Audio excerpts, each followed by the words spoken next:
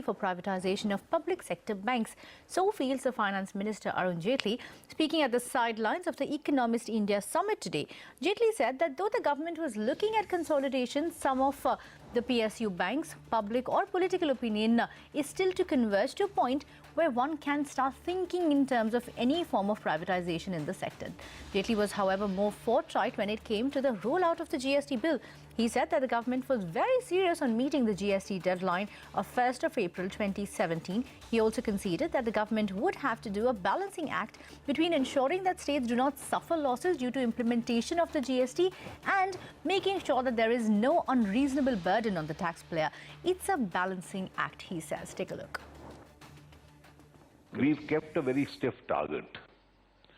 And the reason why we've kept a stiff target is that there is firstly a great national aspiration in support of a reform that GST is. And this is adequately exhibited by the fact that both houses of parliament have unanimously approved the legislation, which is very rare. The public sector banks, despite competition, have had a far larger contribution. And therefore, I don't think the public opinion or the political opinion in India has still converged to a point where you are thinking in terms of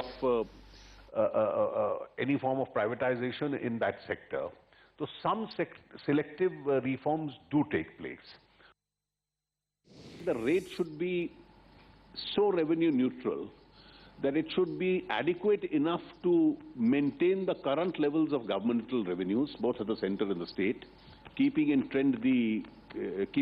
mind the trend of the buoyancy that takes place year after year, but still be reasonable enough not to impose any unreasonable burden on the taxpayer itself.